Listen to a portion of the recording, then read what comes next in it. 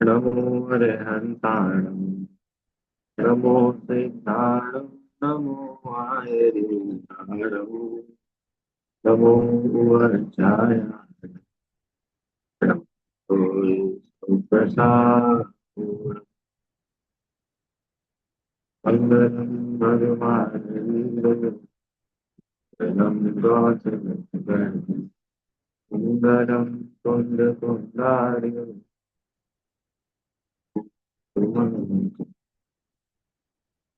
रामरतनमणिप्रभारा योतकन्दयुतपात्रतमोदितानन् सम्यक् प्रणम्य जयपादयुगं युगादा पालं पदं भवचलितपतितां जनान्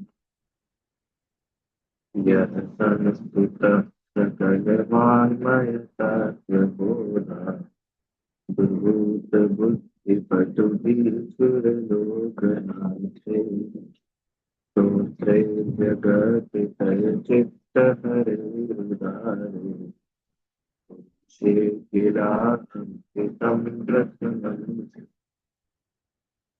प्रथमं जिनेन्द्रम्। श्रीमद आचार्य मार्तंड स्वामी द्वारा रचित भक्तामृत स्तोत्र का हम सभी लोग अर्थ समझ रहे हैं। कल की क्लास में हम लोगों ने जो है 24वें काव्य का अर्थ देखा था, जिसमें आचार्य देव ने भगवान की विभिन्न नामों से स्तुति की। वहां बताया कि हे जनेन्द्र देव, आप ही अव्यय है, विभु है, अचिंत्य है, असंख्य है, आद्य है, ब्रह्मा है, ईश्वर है, अनंत है, अनंग केतु है, हाँ, योगीश्वर है, विदित योग है, अनेक है, एक है और ज्ञान स्वरूप है, अमल है। इस प्रकार से सज्जन पुरुष आपको कहते हैं। ये आपका स्वरूप जैसा 24वें काव्य में बताया। अब 25वें नंबर का काव्य, जगत में जो नाम विख्यात है, वास्तव में उन नामों को भी सही मायने में हे जितेंद्र देव आप ही धारण करते हैं। ऐसी सुंदर स्तुति जो है 25वें काव्य में की। आइए अपन लोग पढ़ते हैं। बुद्धस्त्वमेव विबुधार्जित बुद्धिबोधात् त्वं शङ्करोऽसि भुवनत्रय शङ्करत्वात् आतासि धीर शिवमार्गविधेर्विधानात् व्यक्तं त्वमेव भगवन् पुरुषोत्तमोऽसि। क्या कह रहे हैं?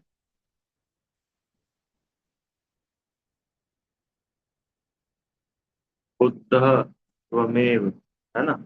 तो त्व है ना, तो आधा इधर हो जाएगा विसर्ग, बुद्ध और त्वम एव। बुद्ध माने बुद्ध, त्वम माने आप, एव मतलब ही। हे जिनेन्द्र देव, आप ही बुद्ध है। विबुध अर्चित, विबुध अर्चित, विबुध मतलब देवों के द्वारा, बुद्ध मतलब होता है बुद्धि, जिनकी विशेष बुद्धि है। ऐसे कौन है विशेष बुद्धि वाले? इंद्र आदि है। शुरू में भी बात करके आए थे, द्वादशांग के पाठी इंद्र आदि अथवा गणधर आदि, ये कहलाते विबुध, विद्वत जन, विद्वान, जिनके पास विशेष बुद्धि है, वे कहलाते विबुध। अर्चित मतलब उनके द्वारा पूजित, अर्चना बोलते ना, अर्चना। अर्चित माने विबुध, विशेष बुद्धिमान जीवों के द्वारा आप पूजित है। तो बात, बुद्ध, आप बुद्ध है, विशेष बुद्धिमान जीवों द्वारा आप पूजित है। तीसरा क्या बोल रहे हैं? बुद्धि बोधात, बुद्धि माने ज्ञान, बोधात मतलब बोध से, ज्ञान के बोध से। आगे, त्वम शंकरोति, त्वम माने आप, शंकर, शंकर, अति मतलब है, आप शंकर है। भुवन त्रय, भुवन माने जगत, त्रय माने तीन, तीनों जगत में शंकरत्वात्, शंकर, शंकर मतलब होता है श मतलब शांति, कर मतलब करने वाले, शांति को करने वाले होने से आप ही शंकर है। क्या क्या आया इसमें वापस? आप ही बुद्ध है। आप ही तीनों भुवन तीनों लोक में शांति करने वाले होने से आप ही शंकर है। शंकर समझ में है ना? श माने शांति, कर माने करने वाले। शांति को करने वाले होने से आप ही सही मायने में शंकर है। आप ही बुद्ध है। आगे चलो। त्वामेव सम्यक उपलब्ध। अरे, अच्छा, सॉरी, ये वाला मैं, एक मिनट, हाँ, तो स्क्रीन दूसरी शेयर करना पड़ेगी। एक सेकंड, बनाने में थोड़ा सा मिस्टेक हो गई। आएगा आपका ये वाला। अ,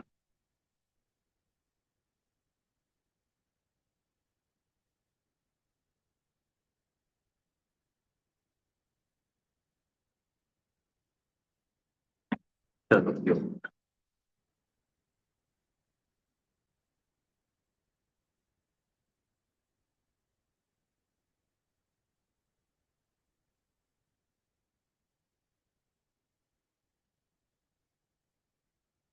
एक मिनट, हाँ।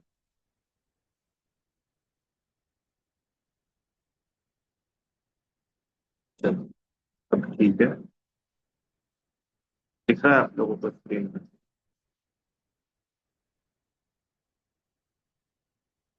आ गया। धातासि धीर शिव मार्ग विधेर विधानात् व्यक्तम त्वमेव भगवन पुरुषोत्तमोसि। धातासि धीर, धाता, धाता बोलते हैं ना, विधाता, विधाता सुना है? विधाता, विधाता किसको बोला जाता है जगत में? ब्रह्मा। तो विधाता से आया धाता। तो धातासि माने ब्रह्मा। धीर माने धैर्यवान। शिव मार्ग विधेर विधाना, हे भगवान, वास्तव में तो आप ही ब्रह्मा है। कि क्यों? कि शिव मार्ग विधेर विधान, शिव मार्ग की विधि के विधान को बतलाने वाले होने से आप ही विधाता है। विधाता किसको बोलते हैं? विधि के विधान को बताने वाला। क्या विधि काय का? शिव मार्ग, शिव मतलब होता है मोक्ष, कल्याण। छह ढाला के मंगलाचरण में बोलते हैं ना, शिव स्वरूप शिवकार। शिव मतलब होता है मोक्ष, आप ही मोक्ष स्वरूप है। वास्तव में तो आप ही मोक्ष को कराने वाले हैं। तो ऐसे कल्याण, मोक्ष माने कल्याण, सर्व जीवों का जिसमें कल्याण हो, ऐसा मोक्ष। उस कल्याण के मार्ग की विधि के विधान माने उस कल्याण के मार्ग को सरल शब्दों में बताने वाले होने से, उस कल्याण के मार्ग को प्रशस्त करने वाले होने से आप ही क्या है? विधाता। आप ही ब्रह्मा है। ठीक है। ऊपर आया बुद्ध, शंकर, है ना? आया था ना ऊपर, बुद्धस्त्वमेव, ऊपर बुद्ध आ गया, बुद्ध, और नीचे आ गया शंकर। क्यों शंकर? कि तीनों लोगों के, तीनों लोक के जीवों को शांति करने वाले होने से आप ही शंकर हैं। तीसरा देखो क्या बोल रहे हैं, कल्याण के मार्ग को बताने वाले, मोक्ष मार्ग के उपदेशक होने से मोक्ष मार्ग के आप ही विधाता है। पूजन में आते हैं ना, विधाता शिव पथ के तुम एक, मोक्ष मार्ग के विधाता होने से आप ही ब्रह्मा है। अब चौथी लाइन देखो, व्यक्तम त्वमेव भगवान पुरुषोत्तम से, व्यक्तम माने व्यक्त, त्वम माने आप, एव मतलब ही, भगवान, हे भगवान, पुरुषोत्तम असी, उत्तम पुरुष है। हे भगवान, आप ही वास्तव में इस जगत में सबसे उत्तम, सबसे श्रेष्ठ पुरुष है। ठीक है, ये तो उसका सामान्य अर्थ हुआ। एक एक के बारे में थोड़ा अपन देखते हैं। बड़ा सुंदर ये काव्य है। देखो क्या बोलते हैं। पिछले काव्य में जो हम लोगों ने 17, लगभग 16-17 नामों से स्तुति की थी, वो तो आचार्य देव ने भगवान के विशेषण बताए थे कि भगवान अव्यय है, क्योंकि उनके जो अब अविनाशी पद प्रकट हुआ है उसका कभी व्यय नहीं होगा, इसलिए वो अव्यय है। अचिंत्य है, असंख्य है, तो ये तो विशेषणों से बात की थी। अब यहाँ तो रूपक बता रहे, रूपक मतलब कि जगत में तो ब्रह्मा, विष्णु, महेश, हाँ, शंकर, बुद्ध, इनको भगवान बोला जाता है। पर वास्तव में वे तो सिर्फ नामधारी है। क्यों? कि जो वास्तविक गुण होने चाहिए, वे गुण तो आप में ही पाए जाते हैं। आप लोग पढ़ते हैं अपन सब लोग मेरी भावना, उसमें भी ये बात आती है, क्या आती है? बुद्ध वीर जिन हरि हर ब्रह्मा, या उसको स्वाधीन कहो। नाम कोई भी हो, चाहे बुद्ध हो, हरि हो, हर हो, ब्रह्मा हो, स्वाधीन माने कोई भी इंडिपेंडेंट, आप कोई भी नाम ले लो, नो प्रॉब्लम। क्वालिटी क्या होना चाहिए? जिसने राग द्वेष कामादिक जीते, सब जग जान लिया, और सब जीवों को मोक्ष मार्ग का निष्प्रह हो उपदेश दिया। ये वीतरागी, सर्वज्ञ और हितोपदेशी। अब नाम कुछ भी रखो, कि भैया गणेश, हाउ चलेगा। महादेव, ठीक है चलेगा। अर्धनारीश्वर, अर्धनारीश्वर भी चलेगा। कि कैसी बात कर रहे हो भगवान, हमारे अर्धनारीश्वर भी हो सकते हैं। पता है आपको, जगत में शिव जी को अर्धनारीश्वर कहते हैं, ऐसा मान्यता है। उनका आधा शरीर स्त्री का और आधा पुरुष का। पर वास्तव में तो हे जिनेन्द्र देव, आप ही अर्धनारीश्वर है। ये गजब है भैया, भगवान कैसे अर्धनारीश्वर हो सकते हैं? सुनो, अर्धनारीश्वर का अर्थ किया। अर्ध, अर्ध मतलब आधा, ठीक है। नारी, न, अरि, अरि मतलब होता है शत्रु, कर्म, ठीक है। ईश्वर माने जीतने वाले। न मतलब नहीं, जिनके कर्म नहीं रहे। अर्ध, अर्ध अरि, अर्ध मतलब आधे। 8 कर्म होते हैं ना, टोटल 8। उन 8 में से आधे कर दो, 4 हो गए। तो जिनके 4 कर्म नहीं रहे, ऐसे उन 4 कर्मों को जीतने वाले होने से आप अर्धनारीश्वर है। आया समझ में? अर्ध, ना, अर्ध, न, अरी, ईश्वर। मैंने कल भी आपको बताया था सिद्ध चक्र विधान की 8वीं पूजन। उसमें संतलाल जी कवि ने 1008 नाम भगवान के, और सिर्फ नाम ही नहीं गिनाए, वे नाम उनके क्यों हैं ये भी बताया। आप लोग मुझसे भी पढ़ेंगे तो आपको खूब आनंद आएगा। चलिए, अभी तो अपन भक्तामृत स्तोत्र पढ़ रहे हैं, क्या बोला? उद्धस्तमेव विबुधा। हे जिनेन्द्र देव, वास्तव में तो आप ही, देखो, त्वम एव, एव मतलब ही, आप ही बुद्ध है। थोड़ा बुद्ध का अर्थ करें अपन। विबुध मतलब तो समझ में आ गया ना, विबुध मतलब अभी आगे आएगा वैसे भी, चलो तब और देखेंगे। अभी देखो क्या लिख रहे हैं। बुद्ध, बुद्ध मतलब होता है बुद्धि का संपूर्ण विकास हो गया है, इसीलिए आप बुद्ध हैं। बुद्धि माने ज्ञान, बराबर। तो हम और आपकी बुद्धि का विकास हुआ कि नहीं हुआ? हो गया क्या? थोड़ा बहुत तो हो गया, कि हाँ भैया थोड़ा बहुत हो गया, पर पूर्ण तो नहीं हुआ। तो बुद्धि का पूर्ण विकास किसके हो गया? केवल ज्ञानी। अरे ज्ञान की 5 पर्याय है ना, मति ज्ञान, श्रुत ज्ञान, बोलो, अवधि ज्ञान, मनः पर्यय ज्ञान, केवल ज्ञान। तो सबसे बेस्ट कौन सा है ज्ञान की पूर्ण विकसित अवस्था? केवल ज्ञान। तो ऐसे केवल ज्ञान के आप स्वामी हैं, तो वास्तव में आप ही बुद्ध है। क्योंकि बुद्धि का पूर्ण विकास आपके हुआ है, इसलिए आप बुद्ध है। और देखो, आप, बुद्ध का एक और अर्थ, आप किसी के द्वारा आपने शिक्षा ली हो ऐसा नहीं है, आप स्वयं से ही शिक्षित होने से आप बुद्ध हैं। आपको पता है तीर्थंकरों की विशेषता होती है, जन्म से ही 3 ज्ञान के धारी तो होते ही है, साथ ही वे स्वयं बुद्ध होते हैं। देखिए, 2 टाइप से शिक्षा होती है। एक तो होता है बोधित बुद्ध, समझना, सरल हो या कठिन हो आप तो सुनो। बोधित बुद्ध, बोधित बुद्ध मतलब कि कोई सिखाए और मैं सीखूं, ये तो हुआ बोधित बुद्ध। दूसरा और होता है स्वयं बुद्ध। स्वयं बुद्ध मतलब किसी ने सिखाए नहीं, हम सीखे सिखाए खुद से सीख जाते हैं। ये अंतर है। तो जगत के सामान्य जीव तो बोधित बुद्ध होते, माने उनको कोई गाइडेंस दे, उनको कोई सिखाए तो वे जीव सीख पाते। अरे जिनेन्द्र देव, वास्तव में बुद्ध तो आप ही है। क्यों? क्योंकि आपको किसी से कोई गाइडेंस नहीं। आपको पता है, भगवान, विशेष रूप से तीर्थंकर आदि, ये तो अपने जीवन में कभी किसी से कुछ पढ़ते सीखते ही नहीं है। दीक्षा भी लेते हैं ना, दीक्षा, तो सिर्फ नमः सिद्धेभ्य का उच्चारण करके खुद से ही दीक्षित हो जाते हैं।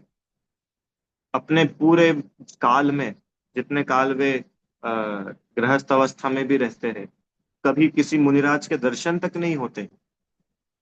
ऐसा नियोग रहता है तीर्थंकरों का।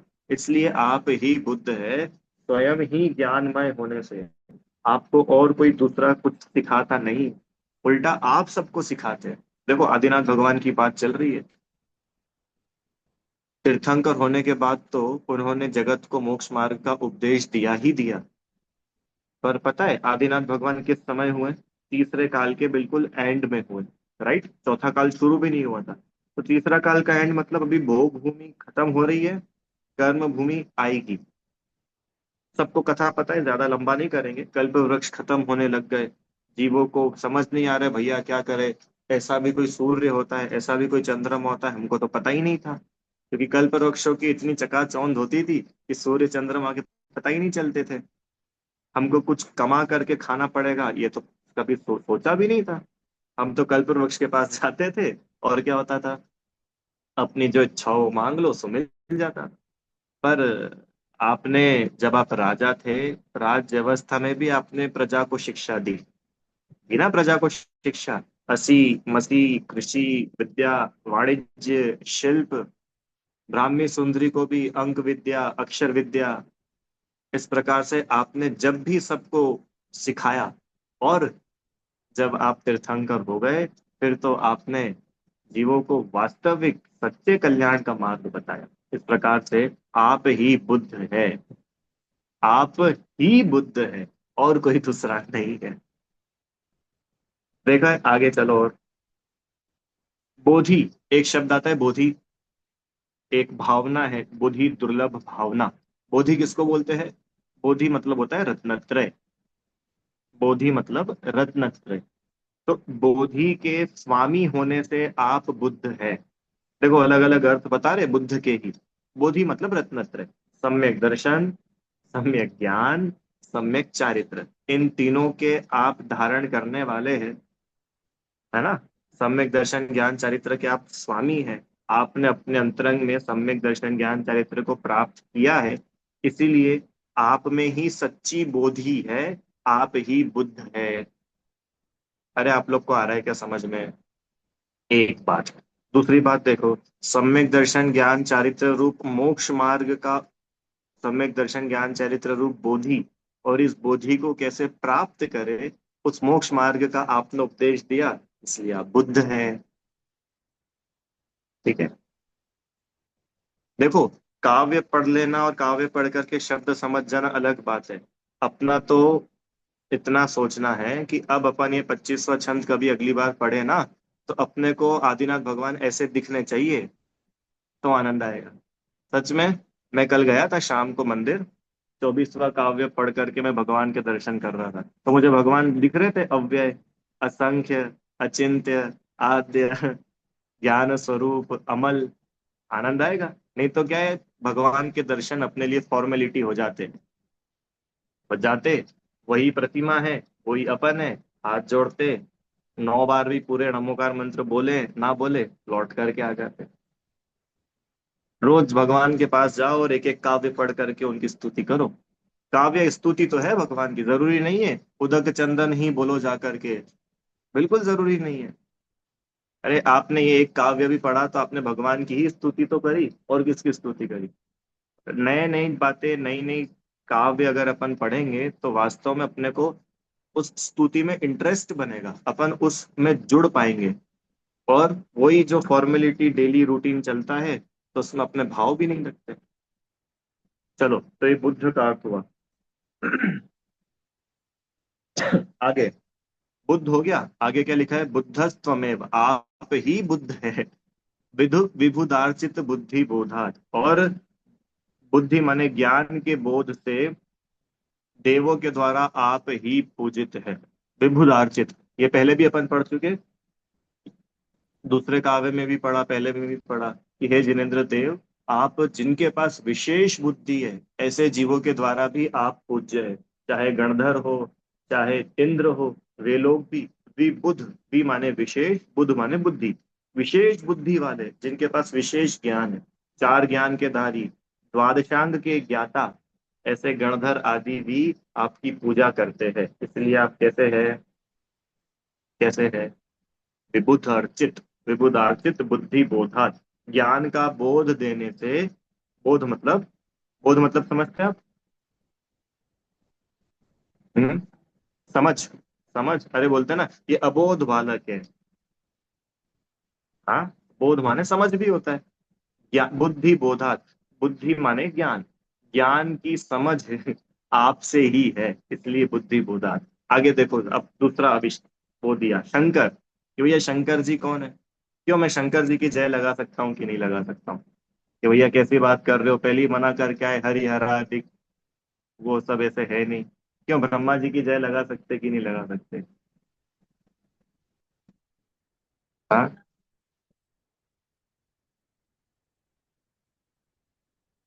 लगा। हाँ, कि भैया आप किस ब्रह्मा की बात कर रहे हो ये बताओ। अरे दुनिया बोलती है जय श्री राम, तो मैंने बोला जय श्री राम, तो बताओ मैं बोल सकता हूँ कि नहीं जय श्री राम? बोल सकते हो? कि आप पहले बताओ किस राम की बात कर रहे हो। अगर राजा राम की बात कर रहे हो तो सॉरी, हम उनकी जय नहीं करेंगे। क्यों? क्योंकि वो वीतरागी नहीं है। उनके तो एक तरफ लक्ष्मण है, एक तरफ सीता है, तो वो तो राग है। रागी की पूजा नहीं है, तो भैया फिर कौन से जय श्री राम कर रहे हो आप? कि जो वो मांगी तुंगी से वीतराग अवस्था को प्राप्त करके मोक्ष गए ना, उन रामचंद्र जी की जय हो। क्या समझते हैं? हनुमान जी की जय कर लोगे आप लोग, हनुमान जी? हाँ बिल्कुल, करते ही हम जब नमो सिद्धाड़म बोलते, हनुमान जी को नमस्कार होता है, वो सिद्ध है। पर बंदर की पूजा नहीं है। हाथ में जिनके गदा हो, गदा तो द्वेष का चिन्ह है, उसकी पूजा नहीं है। अरे समझ में, अभी यहाँ पर भी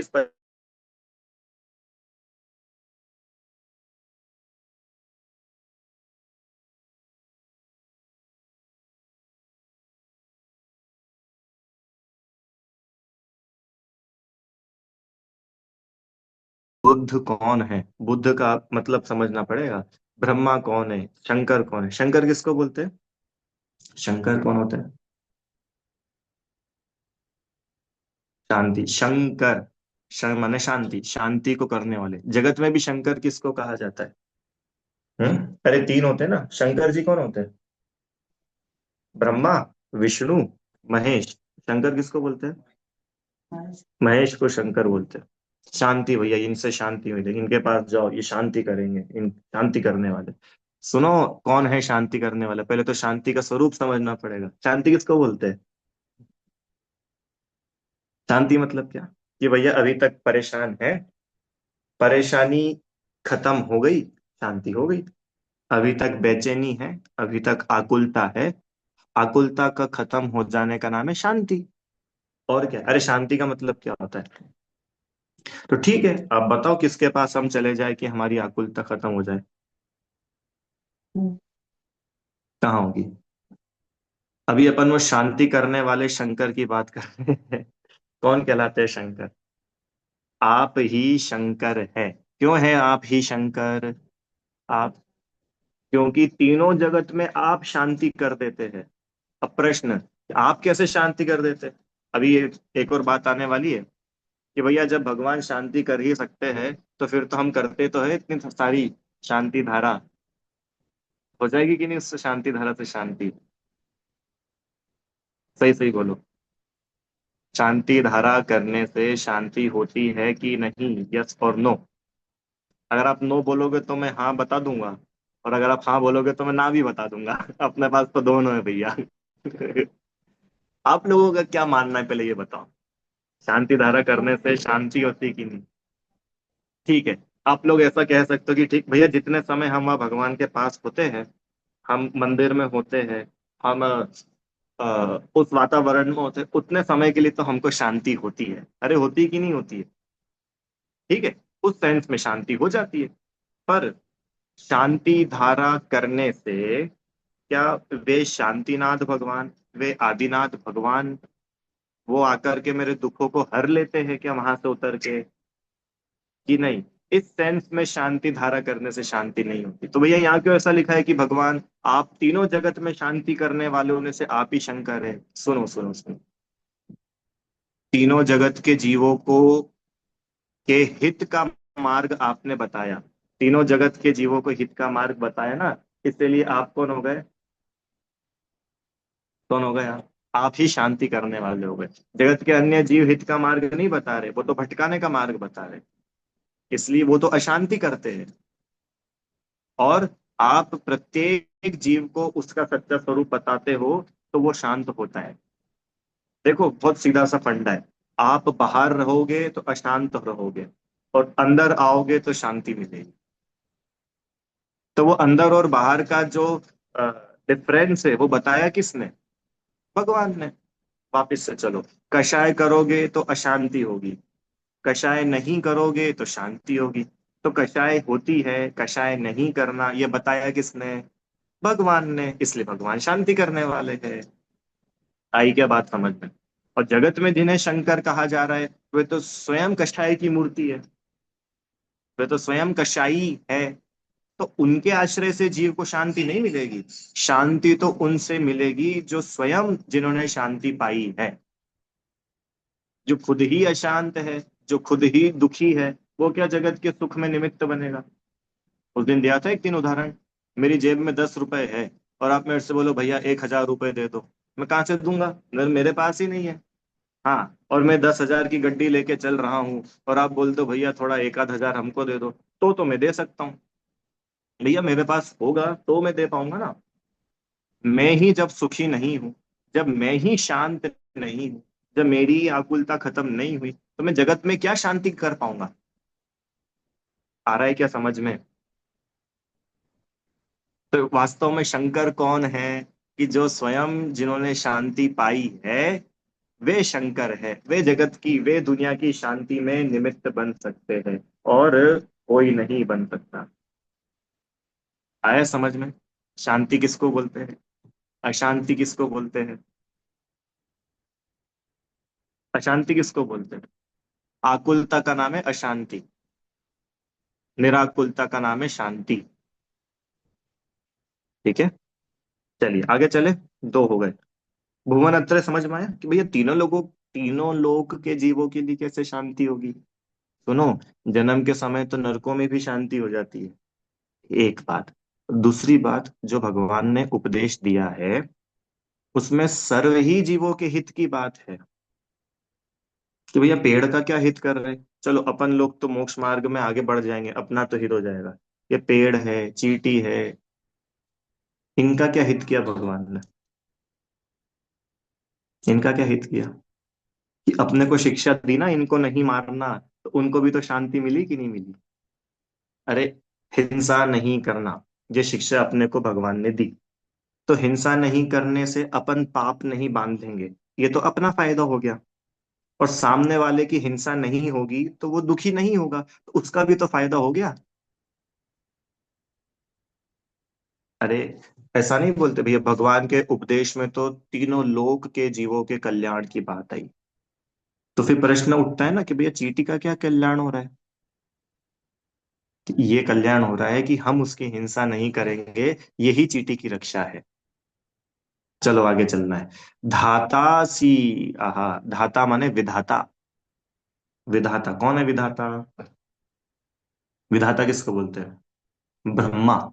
सृष्टि को बनाने वाले, सृष्टि की रचना करने वाले ब्रह्मा। तो हे जिनेन्द्र देव, आप ही ब्रह्मा हैं। क्यों? क्योंकि वास्तव में इस शिव मार्ग विधेयर विधान, शिव माने मोक्ष, कल्याण। तो मोक्ष मार्ग का स्वरूप बतलाने वाले, मोक्ष मार्ग की स्थापना करने वाले आप ही हैं।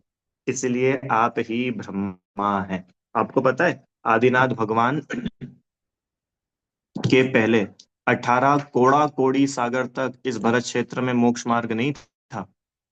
कितने समय तक? How much time? 18 कोड़ा कोड़ी सागर। क्योंकि इधर से शुरू के 3 काल ले लो, अवसरपणी के, पहला दूसरा तीसरा, तीसरे काल के बिल्कुल आखिरी में हुए आदिनाथ भगवान। और उधर उत्सर्पिणी के आखिरी के 3 काल ले लो, तो उधर के 9 कोड़ा कोड़ी सागर, इधर के 9 कोड़ा कोड़ी सागर। 18 कोड़ा कोड़ी सागर तक भोग भूमि थी। जीवों के पास कोई कल्याण का रास्ता ही नहीं था, कल्याण का मार्ग नहीं था। और इतना बड़ा ये जो गैप बना हुआ था, आपने अवतार लेकर के, अवतार शब्द ठीक नहीं है, आपने यहाँ भरत क्षेत्र में आकर के जीवों को मोक्ष मार्ग का रास्ता दिखलाया। मानो मोक्ष मार्ग की स्थापना आपने की, अतः आप ही ब्रह्मा हो। आप ही मोक्ष मार्ग की सृष्टि मोक्ष मार्ग की रचना करने वाले। आया ब्रह्मा किसको बोला? धातासी शिव मार्ग विधि, कल्याण के मार्ग की विधि बतलाने से आप ही ब्रह्मा हो। एक शब्द और आया है, धीर। किसको बोलते हैं भैया? धीर। धीर मतलब क्या होता है?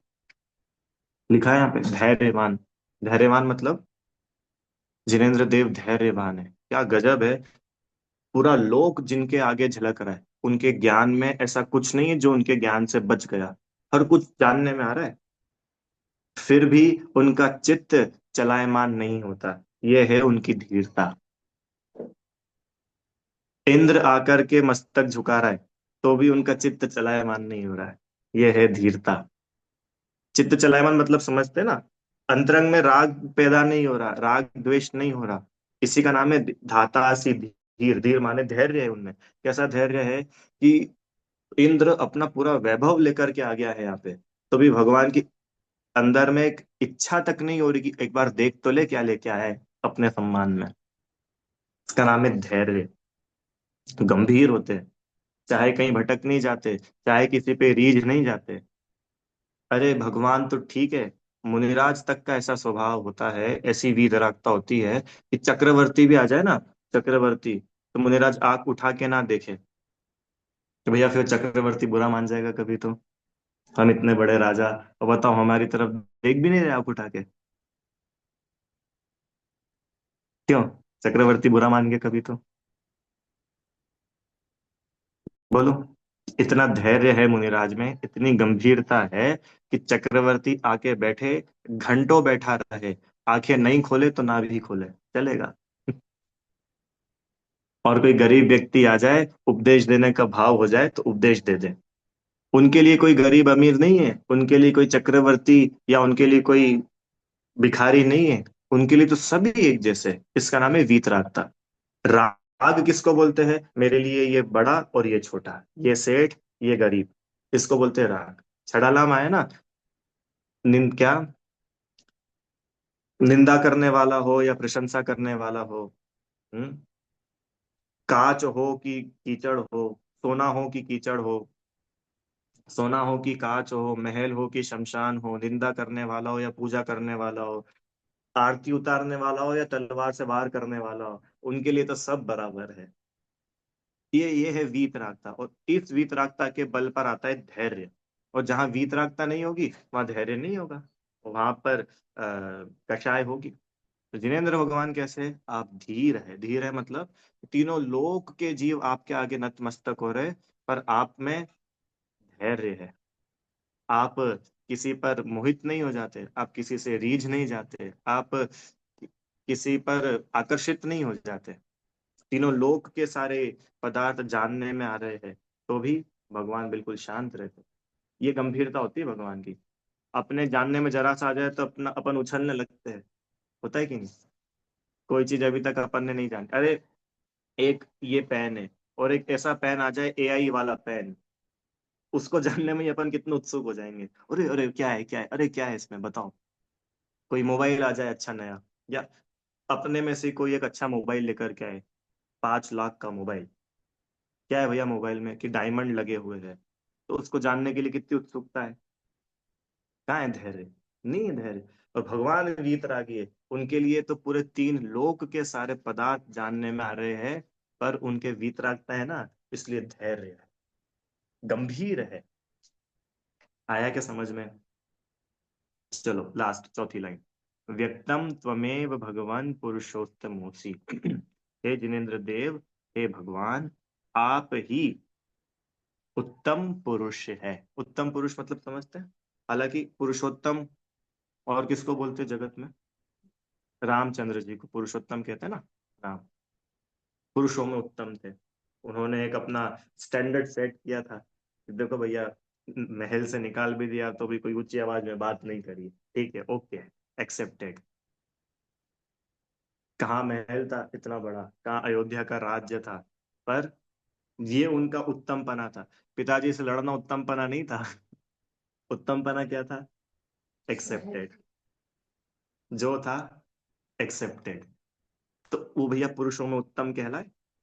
पर वास्तव में हे जिनेन्द्र देव, आप उत्तम पुरुष हैं। उत्तम पुरुष मतलब एक पुरुष मतलब यहाँ पर अकेला मेल नहीं, पुरुष मतलब जीव, समझो जीव। आप तीनों जगत में सर्वश्रेष्ठ है।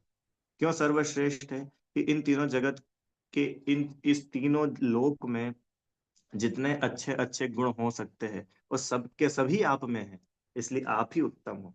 क्या क्या गुण है भगवान में? क्यों, भगवान में क्या क्या गुण है? बताओ एक आध गुण कोई सा। अच्छा चलो इसको चेंज करो। अपन जिसको उत्तम पुरुष मानते हैं उसके पास क्या क्या चीजें होती है? अपन किसी को उत्तम मतलब भला, बढ़िया। तो अपन जिसको बढ़ा बढ़िया मानते हैं तो उसके पास में क्या क्या होता है जिससे अपन उसको बढ़िया मानते हैं? हाँ ठीक है भाई, धैर्य हो उसमें, शील हो उसका, अम, अच्छा कैरेक्टर हो, तो अपन उसको अच्छा मानते हैं। और किस किस बेसिस पे आप किसी को अच्छा मानते हो? सोचो, किस बेसिस पे? फिर तो आपने फिर भी बहुत अच्छा आंसर दे दिया। नहीं तो सोचो, अपन लोगों को बढ़िया किस आधार पर मानते हैं? कि भैया ये इनकी खूब साख है, ये एक बार कहीं कदम रख दे सब लोग इनके चरणों में आके झुक जाते हैं, इनका खूब नाम है, इनका खूब नाम है इसलिए ये बहुत बड़े हैं, इनके पास में खूब वैभव है। अरे भैया क्या कहना, हम तो उनके घर पे गए थे, 50 तो नौकर काम करते हैं उनके यहाँ, 2 मंजिल की तो अकेली पार्किंग है उनके घर पे, ऐसी कोई लेटेस्ट गाड़ी नहीं है जो उनके घर में ना हो। अरे वो बहुत गजब है भाई। अपन ने उनको बड़ा माना, कैसे बड़ा माना? वैभव से। सामान्य लोक में उसी व्यक्ति को तो बड़ा मानते हैं ना, भाई जिसके पास में बहुत वैभव है, यार ये तो बहुत गजब है, ये श्रेष्ठ है, ये तो बिल्कुल इन जैसा तो और कोई है ही नहीं। तो जनता तो उनको उत्तम मानती है कि जिनके पास में इतना सब कुछ, इतना सब कुछ है। और यहाँ बोल रहे भगवान आप उत्तम है। अब ये मैच कैसे होगा? मैच कैसे होगा? मांगतुंग आचार्य को कुछ पता नहीं होगा क्यों? मांगतुंग आचार्य ने दुनियादारी देखी नहीं होगी। दुनियादारी देखते तो उनको पता चलता कि भगवान के पास तो कुछ है ही नहीं। क्यों, भगवान के पास में कुछ है? कुछ भी नहीं है। ना महल है, ना रानियां हैं, ना हाथी घोड़े है, ना सोना चांदी है, कुछ भी कहाँ है उनके पास? ना सेवक है, असिस्टेंट है, Z+ सिक्योरिटी है, कुछ भी नहीं है भैया भगवान के पास। मांगतुंग आचार्य देव उनको उत्तम क्यों बोल रहे हैं? बस बता दो, बस ये पूरा करेंगे फिर। ये समझना तो पड़ेगा ना, वहाँ लिखा है उत्तम है, क्यों है भगवान उत्तम? और बाकी दुनिया उत्तम क्यों नहीं है आचार्य की नजरों में? कि भैया भगवान में जो गुण है वास्तव में उनको ही गुण बोलते हैं। जगत में जिसको उत्तम या श्रेष्ठ बोलते हैं ना, वो तो पुण्य के उदय का फल है। अभी पुण्य का उदय है तो दिख रहा है, अभी पुण्य का उदय खसका, हाँ, तो बिल्कुल नीचे आ जाता है। दुनिया कैसे बड़ा मानती है, अच्छा बताओ? इससे ही मानती है ना बड़ा, अरे इनके पास तो इतना सब कुछ है, ये बहुत बड़े हैं। और सब कुछ चला गया, कोई भी नहीं पूछता है। तो जनता जिससे आपको छोटा बड़ा मानती है वो तो वास्तव में छोटे बड़े का कोई पैमाना ही नहीं है, क्योंकि वो अपने अधीन का है। जब पुण्य का उदय है तो सब कुछ है। पुण्य का उदय नहीं रहा तो कर्म है भैया, कर्म थोड़े टाइम तक रहा तो फल रहा तो मिल गया, कर्म खसक गया, कुछ भी नहीं है। तो वास्तव में ये उत्तमता के आधार नहीं है, ये तो कर्मोदय जन्य है, अभी है अभी नहीं भी हो। पर आप में जो गुण प्रकट हुए हैं, वीतरागता, सर्वज्ञता, वो कभी भी नहीं हटे। वो क्योंकि वो आपकी अपनी निजी संपत्ति है, वो किसी से उधार ली हुई नहीं है, वो कर्मों की कृपा से नहीं आई है। इसलिए आप में जो, आपकी जो उत्तमता है वास्तव में वो ही श्रेष्ठ है। जगत के और सारे पुण्य के उदय वो श्रेष्ठ नहीं। वो दूसरे काव्य में ही बोल करके आ गए थे, दूसरे भी नहीं, पहले में आई थिंक, भक्तामर प्रणत मौली मणि प्रवान, जिनके मुकुटों की मणियां भी आपके चरणों में आकर के प्रभाव को प्राप्त हो जाती है। भक्त अमर, ऐसे देव भी आपके चरणों में झुक रहे हैं। अब वो देव से ज्यादा वैभव और किसके पास है बोलो? तो इतना बड़ा वैभव वाला भी जब आपके चरणों में झुक रहा है तो अल्टीमेटली आप ही तो उत्तम हो गए। आचार्य देव जो है उनकी नजर अलग है। क्या है आचार्य की नजर? आचार्य की नजर में वीतराग का श्रेष्ठ है, और हमारी नजर में वीतरागता श्रेष्ठ नहीं है। कई बार मेरे को ऐसा सुनने में आ जाता है, ओ हो बताओ कितनी ठंड है, बेचारे महाराज जी। ओहो कितनी गर्मी है, बेचारे महाराज जी। सही बताओ, महाराज जी बेचारे हैं? बोलते ही नहीं बोलते लोग, ओह बताओ बेचारे महाराज जी, देखो कोई भी नहीं है इनका, बेचारे महाराज जी। क्यों बेचारे पारसनाथ भगवान, वो तो धर्मेंद्र और वो आ गए थे, नहीं तो कमट कितना हैरान कर रहा था। बताओ बेचारे पारस, बेचारे आदिनाथ भगवान, 6 महीने तो उपवास था, बाकी 7 महीने और 9 दिन तक रोज जाते थे आहार के लिए, एक दिन आहार नहीं मिला, ओहो बेचारे आदिनाथ। दुनिया को बेचारे लगते और आचार्य देव को वो उत्तम लग रहे। ये कैसे, ये मिसमैच क्यों हो रहा है? क्योंकि अपनी वहां तक दृष्टि जाती ही नहीं है, अपनी विजन सिर्फ यहीं पे ही खत्म हो जाता है। अपने को लगता है कि भाई पुण्य का उदय हो, चकाचक सब अपने आसपास हो तो सब अच्छे, और जरा सा पुण्य का उदय सरक जाए तो सब बुरे। वो बोल रहे कि हम तो पुण्य पाप के वजह से छोटा बड़ा किसी को मानते ही नहीं है। आत्मा के गुण अगर प्रकट है आपके, आप बड़े हो। और अगर आप अपनी आत्मा को ही नहीं जान रहे, अपनी खुद की संपत्ति को से बेखबर हो, तो फिर आप उत्तम नहीं। और आदिनाथ भगवान की स्तुति चल रही है, तीर्थंकर कितने उत्तम है, ध्रुव इतने उत्तम है कि आपके जितने गुण थे सारे गुण आपने पा लिए हैं। आपकी बराबरी भी इस जगत में और किससे करके देखे? कौन है आपके बराबर? कोई खड़ा हो सकता है? मैं आदिनाथ की बराबरी करूंगा। कौन है? पहले ही सबको समेट के आ गए आचार्य हरिहरादि में। कौन करे आपकी बराबरी? आप ही उत्तम पुरुष है। मैंने अपने को लगना चाहिए, अपन मंदिर जाए भगवान के सामने खड़े हो तो अपने को दिखना चाहिए कि ये उत्तम पुरुष है, ये सबसे श्रेष्ठ है। वास्तव में अपने को भी बनना हो, इन जैसा बनना चाहिए। जैसे किसी को क्रिकेटर बनना हो, उसको अच्छा लगता हो क्रिकेट, तो उसके लिए धोनी, उसके लिए कोहली, वो एकदम आइडियल है। वो लगाता है भैया मेरे को तो ऐसा बनना है, क्योंकि उसको क्रिकेट अच्छा लगता है। तो ऐसे अपने को अगर सुखी होना हो तो बात, नहीं होना हो तो कोई बात। पर अगर सुखी होना हो तो अपना आइडियल तो ये है आदिनाथ भगवान। क्यों? क्योंकि वो एक्चुअल में सुखी हो गए हैं। और जिस आधार पर हम सुख मानते हैं ना, वो सब तो वो छोड़ के आ गए थे। अच्छा बताओ, आदिनाथ भगवान को कुछ कमी थी क्या?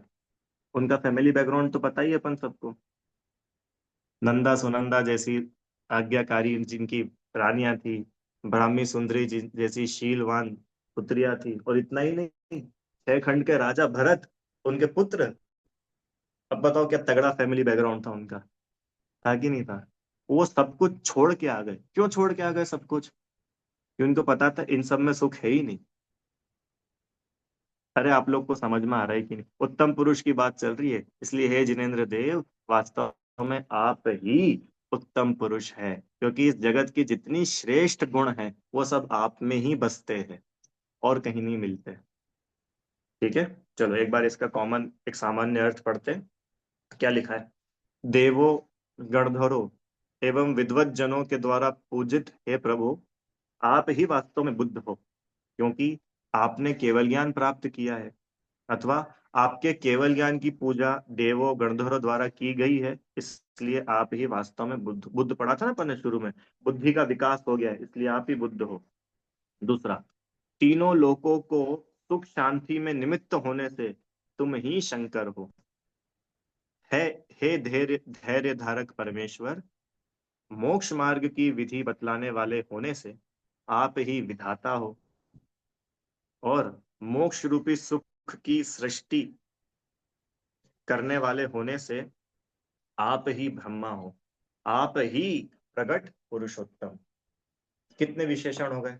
करो काउंट। सबसे पहला बुद्ध, फिर विबुधार्चित। ख्याल आ रहा है ना भैया? बुद्ध, विबुधार्चित। विबुधार्चित मतलब